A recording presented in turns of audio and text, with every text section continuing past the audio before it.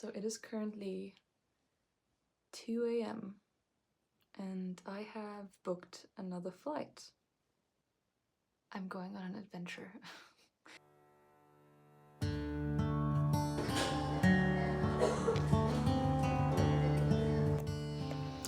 Alright, good morning. It is finally the day. I am flying out to Dublin this evening. I'm gonna pack my suitcase that I have right here and tag along. Today is the day of leaving.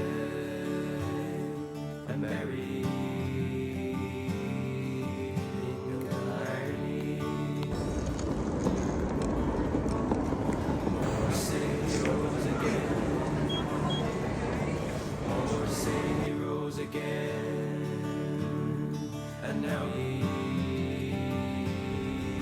lives beside me.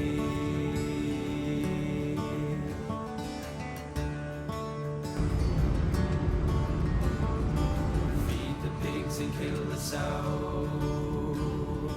Feed the pigs and kill the sow. Early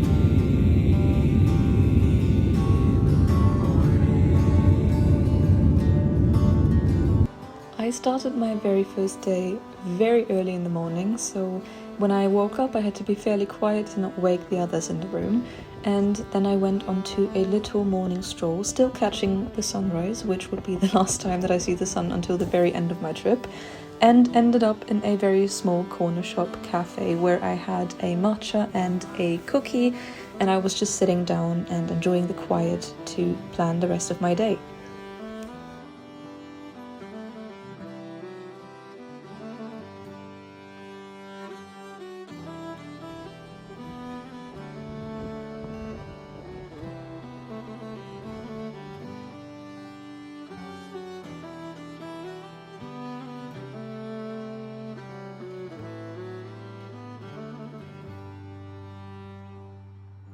The last time that I was in Dublin, this was my go-to breakfast spot, and I was actually really glad that they were open, even though it was in bulk, a national Irish holiday, where loads of shops were closed. So I ordered myself a matcha and a toastie to enjoy during my reading time, but also realistically speaking, I didn't get through a lot of pages because I was sitting in a window spot and that was just way too interesting to see what people were up to. And of course, because how could I not, I ventured into yet another bookshop called Hodges Figures, which is a long-operating bookshop in central Dublin, Ireland, and it is also believed to be the third oldest functioning bookshop across the world. It stretches across multiple floors, and it is home to thousands of books, stories, genres, authors, and it was honestly just such a joy to be browsing all the books that there were and to decide which one I would take on my trip with me. Realistically speaking, I would have loved to stay in that store for much longer, but my phone battery was about to die and I still wanted to see the National Art Gallery, so I quickly hurried up, went over to the art gallery, and then later on I went back home to recharge all my devices. While I was looking through all the pictures in the gallery, I actually realized just how much I really enjoyed oil paintings and the intricate detail that was basically inhabiting every single painting. So I spent a lot of time mesmerizing at all the very tiny details in the paintings and just spent a proper good hour, I think, before I really had to leave to go back to the hostel and recharge my devices. But I did come back. This was not the last time that I was in there to properly enjoy every single room.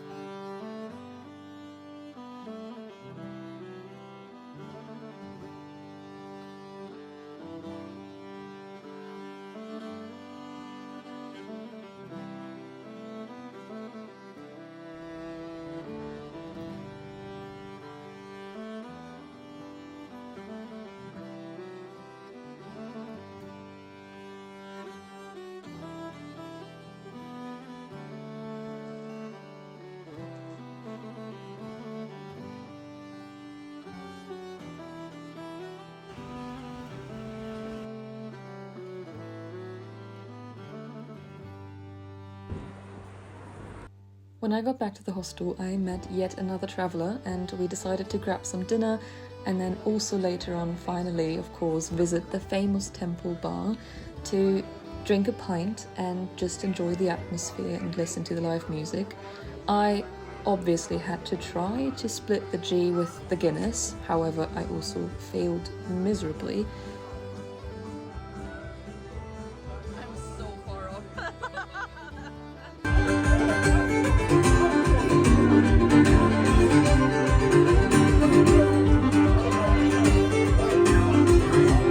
Starting the new day, the second day, me and my newfound friend decided to go to the Book of Kells experience in the Trinity College campus and just look at the library and the long room. And actually, the 2 times that I was in Dublin before, I always refused to pay the entrance fee.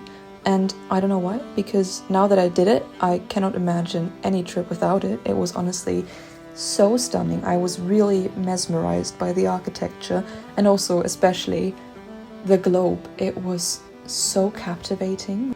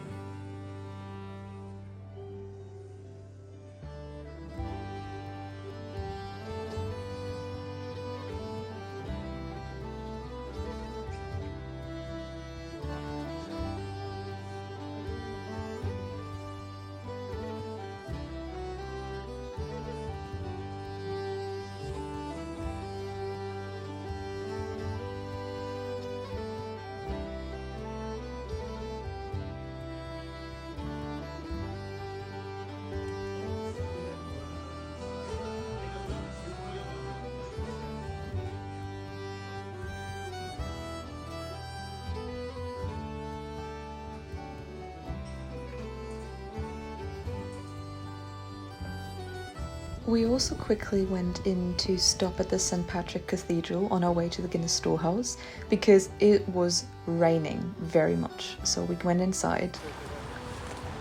Look at us, a cathedral.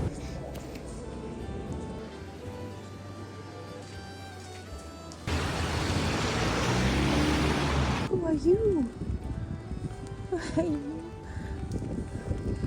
And then in proper Dublin trip fashion, we of course went to see the Guinness Factory Museum, where we learned about the process of making the Guinness and yeah, just with artful design were educated about basically the whole process of it.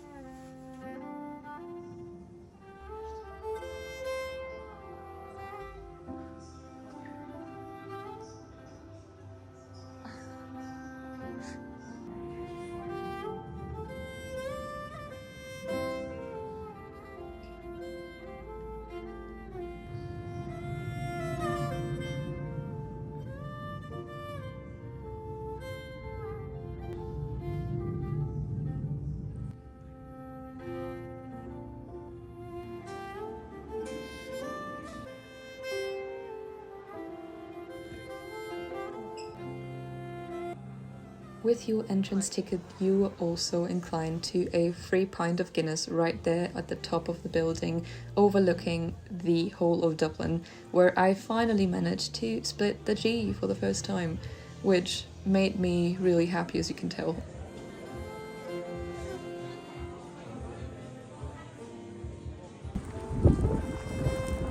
And as promised, we went back to the art gallery, looking now at all the bigger rooms and the ballrooms with all the lovely paintings in it.